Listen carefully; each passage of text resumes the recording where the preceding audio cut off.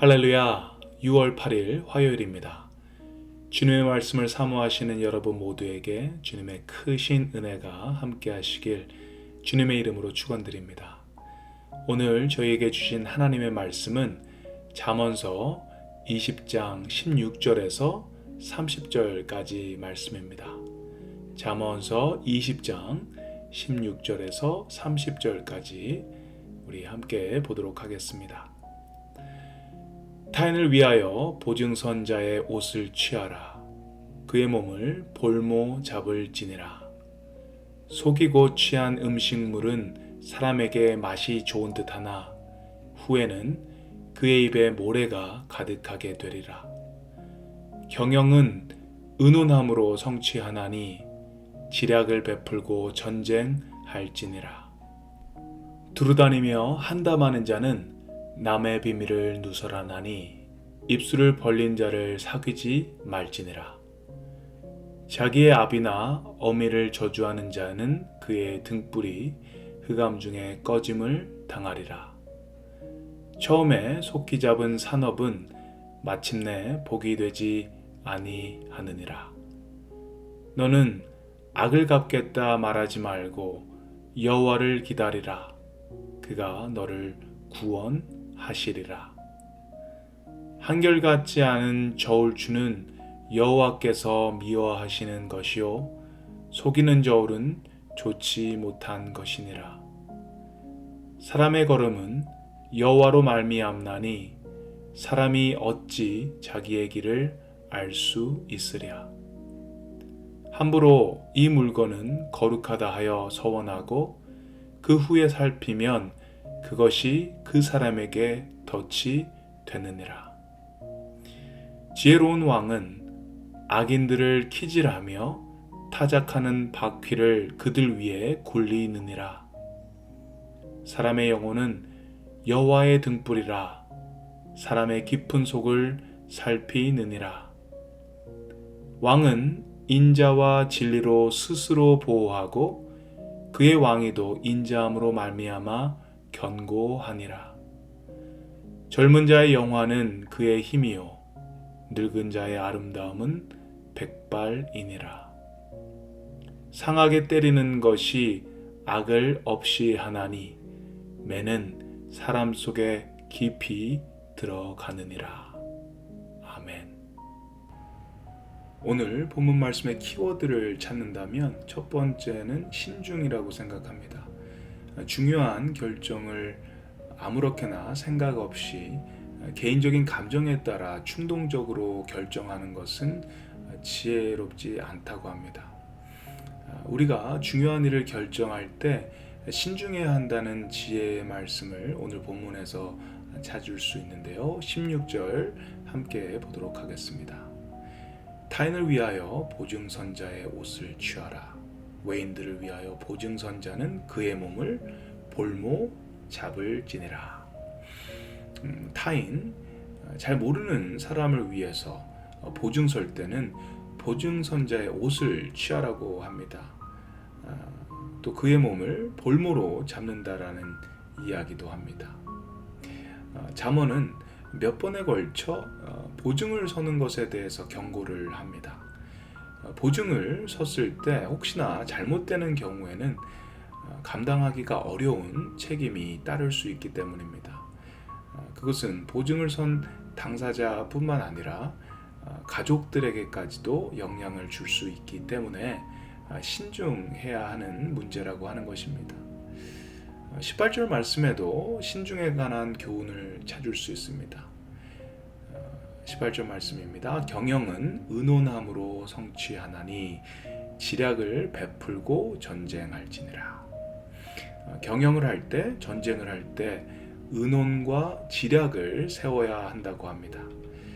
사람들과 의논을 하는 것은 다른 사람들과 의견 차이가 있을 수 있기 때문에 시간이 걸리게 됩니다.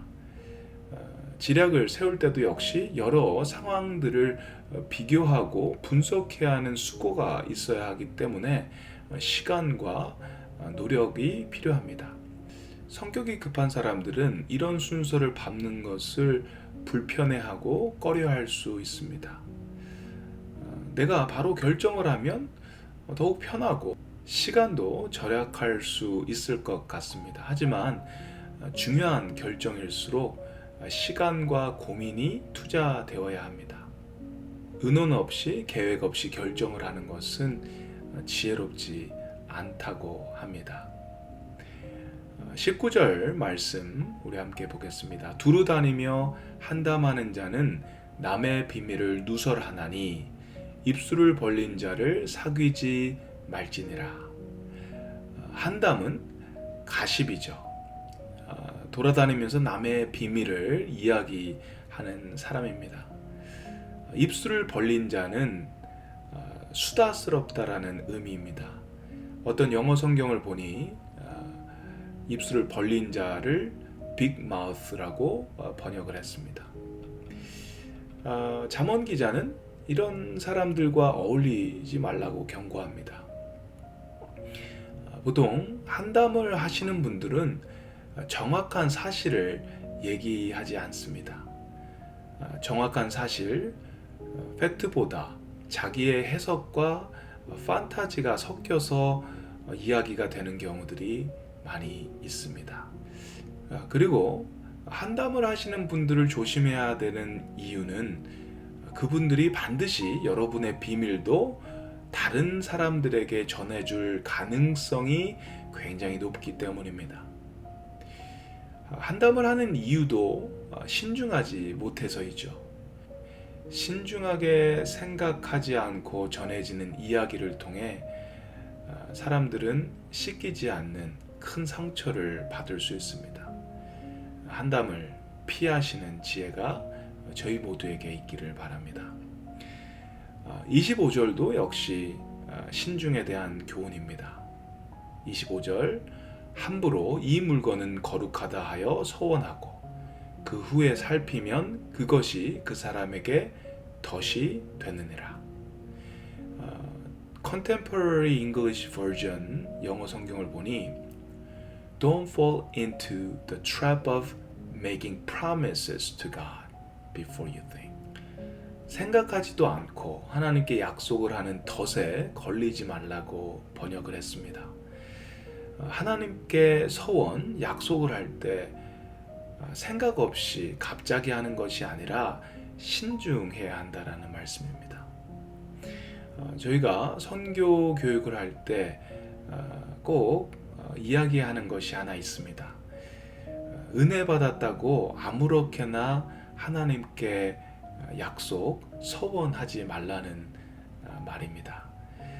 선교지에 갔다 오신 분들이 은혜를 많이 받으셔서 갑자기 서원을 하시는 분들이 계십니다.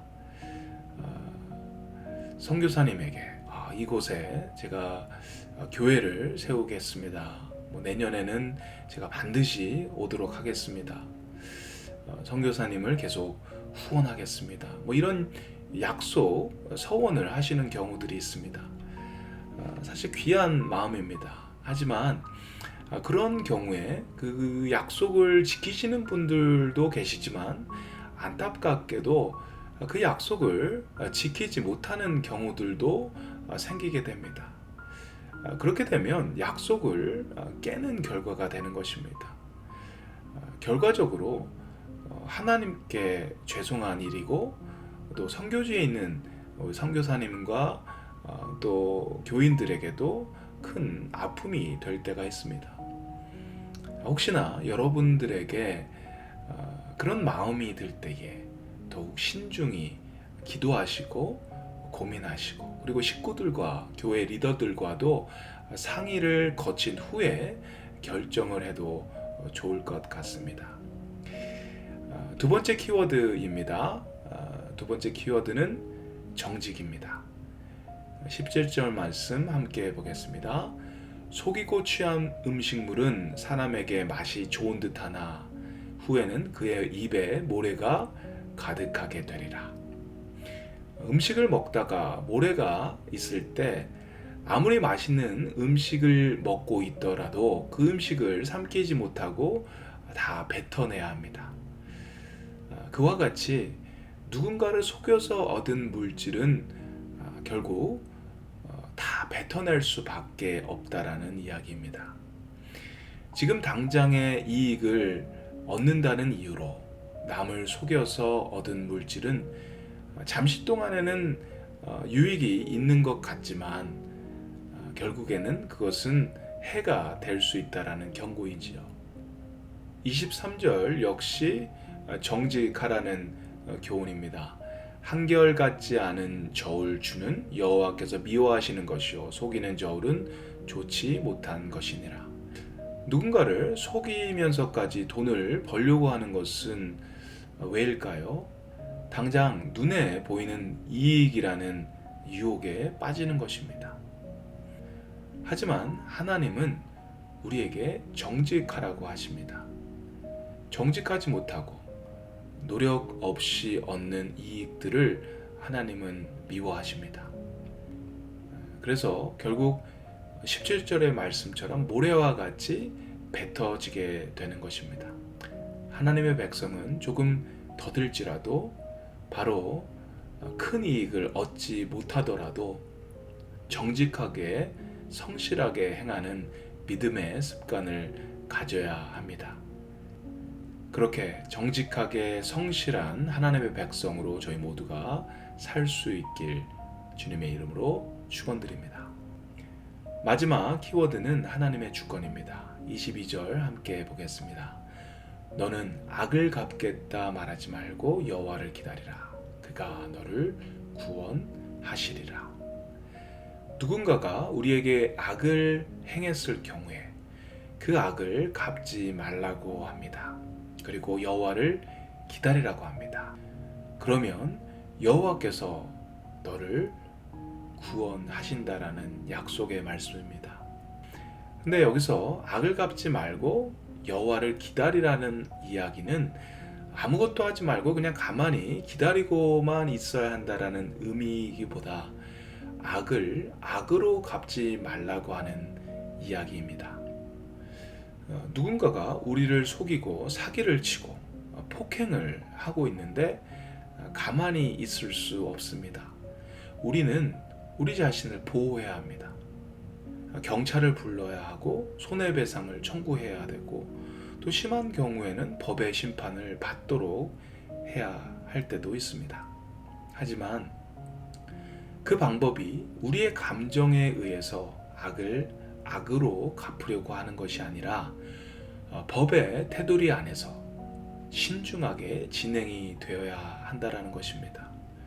또 저희들의 마음의 자세도 악을 악으로 갚겠다라는 그런 감정적인 마음보다 주님이 이 상황 속에서 주인이시고 이 상황을 주님이 원하시는 길, 그 길로 인도하신다라는 것을 인정해야 한다라는 것입니다. 이것이 바로 주님의 주권을 인정하는 것입니다. 악한 자들에게 악한 일을 당할 때 우리는 그 악을 악으로 해결하고 싶어하는 그런 마음이 들 때가 있습니다. 내가 반드시 너가 나한테 한 그대로 내가 그대로 돌려줄 거야. 악에 받쳐서 그런 생각을 할 때가 있습니다. 그리고 그렇게 복수를 실행할 때도 있죠. 하지만 우리가 기억해야 하는 것은 하나님의 주권입니다. 하나님이 이 시간도 다스리고 계신다라는 것입니다. 그리고 그분은 정의롭고 공의로우신 분이시기에 분명히 악을 심판하시는 분이시라는 그런 고백이 우리 모두에게 있어야 될 줄 믿습니다. 사랑하는 성도 여러분, 오늘도 주님이 주신 하루를 주님의 주권을 인정하시면서 그분의 다스림 속에 저희를 맡기며 오늘 하루를 사는 저희 모두가 되시기를 주님의 이름으로 축원드립니다. 우리 함께 기도하겠습니다. 좋으신 하나님, 오늘도 잠언의 말씀 가운데 저희를 초대해 주셔서 감사합니다. 말씀을 저희 마음에 새기고 또 오늘의 삶 속에 이 말씀을 적용하는 저희 모두가 되기를 원합니다. 주님, 저희가 어떤 결정을 함에 있어서 신중할 수 있도록 도와주시옵소서. 주님이 원하시는 결정이 어떤 것인지를 저희가 고민하고 기도하고 결정할 수 있는 저희가 되기를 원합니다. 말과 행동에 있어서도 함부로 하지 않고 남을 배려하고 존중하는 마음을 가지고 할 수 있도록 주님 인도하여 주시옵소서. 주님, 저희가 정직하고 성실하게 살기를 원합니다. 당장 눈앞에 보이는 이익 때문에 남을 속이고 저희 자신을 속이고 하나님을 속이지 않게 하여 주시옵소서. 조금 더디 가더라도 정직하게 성실하게 저희의 삶을 살 수 있는 저희 모두가 되게 도와주시옵소서. 주님의 주권을 인정하는 저희가 되기를 원합니다. 주님은 우리보다 더 악을 싫어하시는 분이시고 정의와 공의를 사랑하시는 하나님이십니다. 그래서 하나님께서는 공평하지 못한 주를 결코 내버려 두지 않으시고 심판하시는 분이십니다. 주님의 정의롭고 공의로운 주권 아래 저희 삶을 맡기기를 원합니다. 오늘도 주님의 주권 아래 사는 저희 모두가 되게 하시고 주님을 더욱더 신뢰하고 주님께 더욱더 맡겨지는 삶을 살게 하여 주시옵소서.